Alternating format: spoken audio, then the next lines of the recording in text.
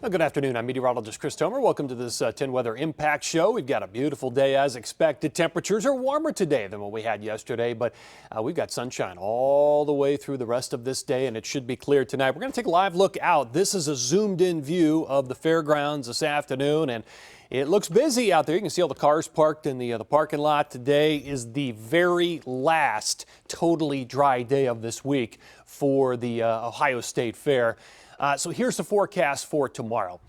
Temperatures are going to be even warmer tomorrow. I'm forecasting highs near 90, but what you don't see in between here is about a 30% chance of a couple thunderstorms in the afternoon. They're not going to be big, but they will be popping up in the afternoon, heating tomorrow across central Ohio. Current temperatures, we are into the 80s now, looking at 84 in Columbus, still a couple of upper 70s, Bucyrus and Mansfield, but certainly well into the 80s across a lot of the southern counties here as we speak. And radar satellite, lots of sunshine here across all parts of Ohio. No weather coming in here today, tonight, or even tomorrow morning. Tomorrow morning will still be dry. Then we will see some shower storms pop up in the afternoon. Here's the wildfire smoke forecast, and we're going to have a lot of stories coming up here talking about the wildfires, especially up in the Pacific Northwest. You may have heard about what happened in Spokane. Well, all of that smoke has to go somewhere, and even the smoke from fires in the Intermountain West, it just gets blown to the east. Everything moves generally from west to east in the atmosphere here,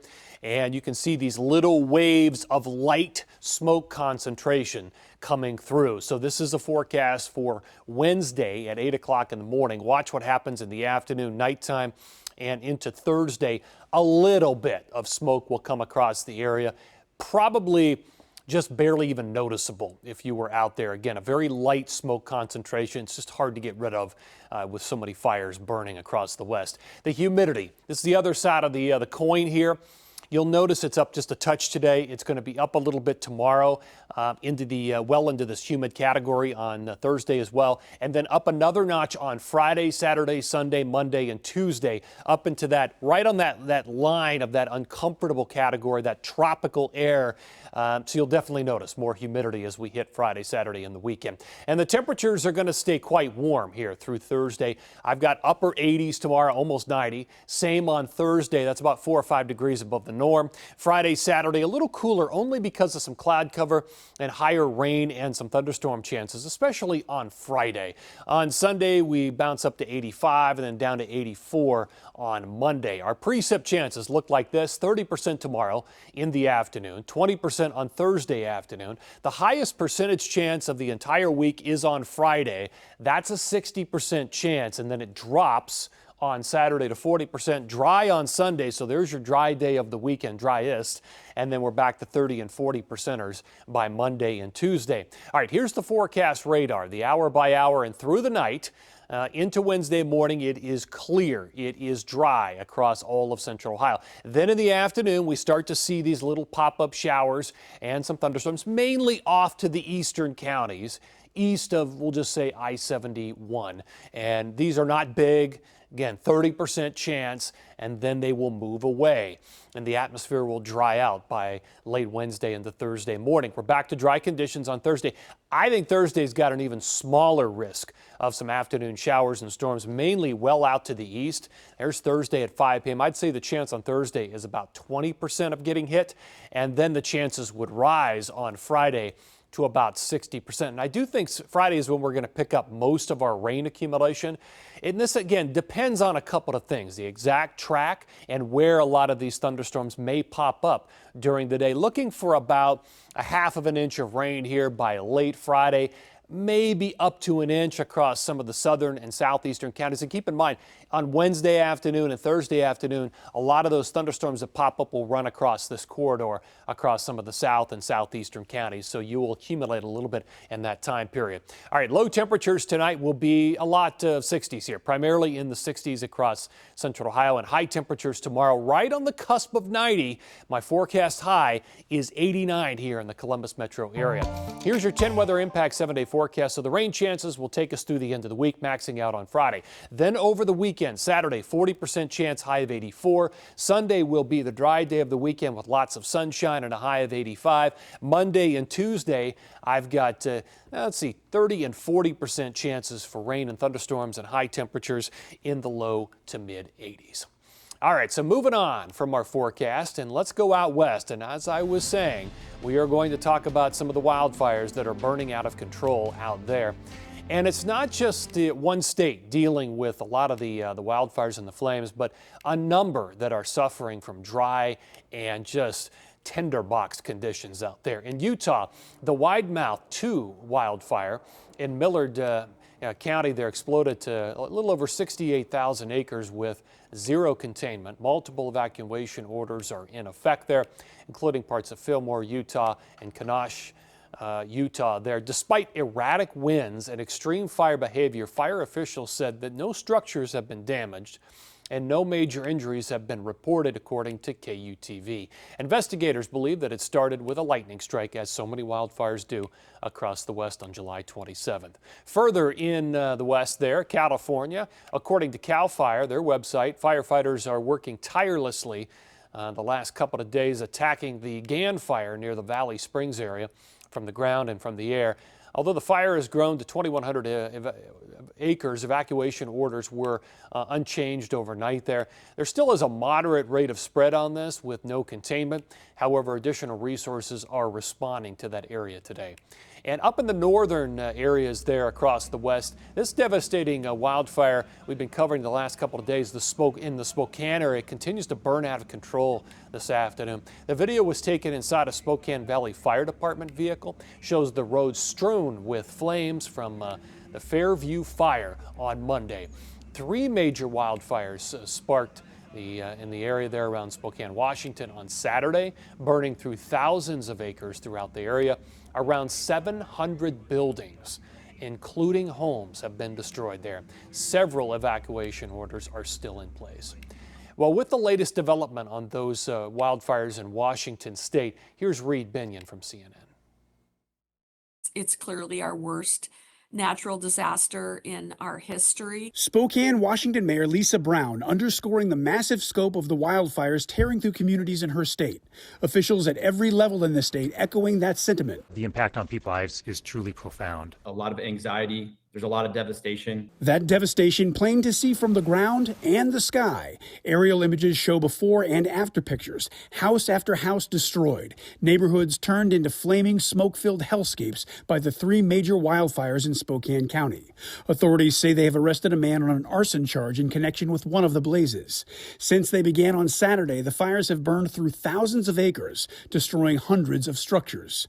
Tens of thousands of people have been forced to evacuate, including many of the brave individuals working to address the emergency. There are first responders in that room who have been evacuated from their homes, and yet they're still out there dealing with this situation and helping their neighbors. The fires in Spokane County may be the worst, but they are not the only ones. 17 major wildfires have burned more than 260,000 acres across Washington. One of those blazes forcing ranchers to herd cattle away from the flames. I'm Reed Binion reporting. And as you heard in that last story, there was an arson arrest connected with those fires in Spokane, Washington. CNN's Maribel Gonzalez has more on the suspect. We're in Spokane, Washington, in one of the neighborhoods affected by the Old Trails fire. We have a suspect who police have arrested in connection with starting that fire. 37-year-old Aaron Farinacci. He was arrested Monday afternoon after a witness called the tip in about suspicious activity. When law enforcement showed up to the scene, they determined that where that man had been standing is where they believed that the fire started. Now, the sheriff here in Spokane has said that the suspect is previously convicted of manslaughter in Arizona. We know he will be in court today, and he is being held on a $1 million bond. But in the meantime, this is the scene that many residents will be eventually coming back home to. As you can see behind us, what used to be a home has been reduced to rubble with just a few structures still standing. But right next door, there appears to be a neighbor's house that seemingly is intact, not affected, at least on the outside, by these fires. And that is precisely what the gamble that these neighbors here are going to have to face when they return home. It's just that they don't know the condition of their homes, of their belongings, or in which state they may find those. As you can see, this scene is just repeated over and over again in this neighborhood here. Here is a car that is completely charred to its just the structure. It really is just metal that is left. It's parked in what appeared to be a garage. Now we know 700 structures have been impacted by these multiple fires that have been ravaging the county, and we know that 10,000 buildings, at least 10,000 of those, are at risk of burning, and that is because right now these fires are at 0% containment, and officials say that these could last for the next incoming weeks.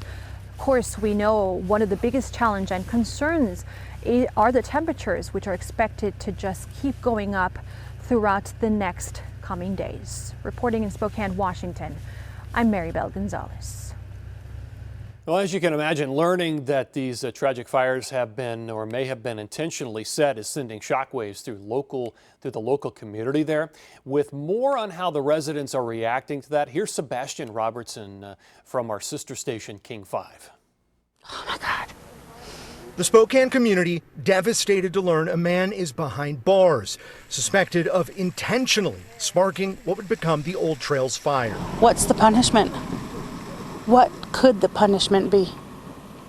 I'm a Christian, and I can't imagine what goes through a person's mind. Investigators have arrested this 37-year-old man, Aaron Fernacci, on suspicion of first-degree arson. This is a mugshot of the suspect from a previous conviction for manslaughter in Arizona. The suspect was initially detained the day the fire started, but released before investigators later developed enough evidence to make a second arrest, according to the Spokane County Sheriff's Office. My family barely got out of this alive. Like, we literally left right before we even got the evacuation notice. Emotions are raw as thousands have been evacuated. Homes in the neighborhood reduced to the foundation. Our kids are probably going to have to go to counseling for dealing with all that with PTSD. Like, our daughter has anxiety, man, and to find out that, like, somebody started that, like, there's Terrible. A lot of families.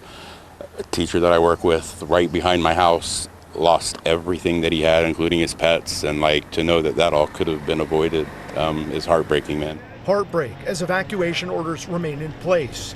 Homeowners still waiting to see the damage with their own eyes. Well, with stories like this, it's no surprise that wildfires have become one of the most deadly and costly natural disasters in the United States. With fire seasons growing longer and more intense, early detection is critical to preventing small flames from turning into these catastrophic infernos. Ben Tracy with Climate Central shows us how AI is being used now to spot fires faster, sometimes even before anyone sees the smoke.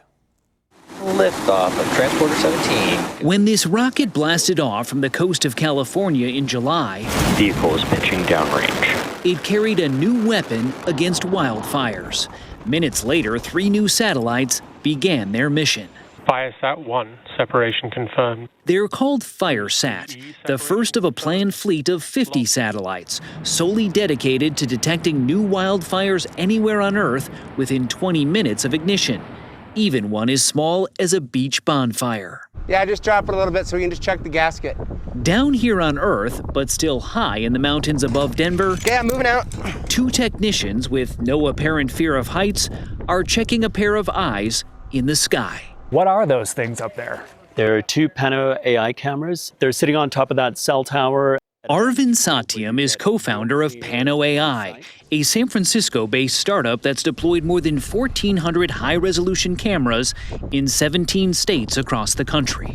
So this is one of the cameras. These are 6 megapixel. They're on a swivel. They're a powerful new tool for firefighters, using artificial intelligence to detect fire starts early so they can be contained. What specifically is the AI doing?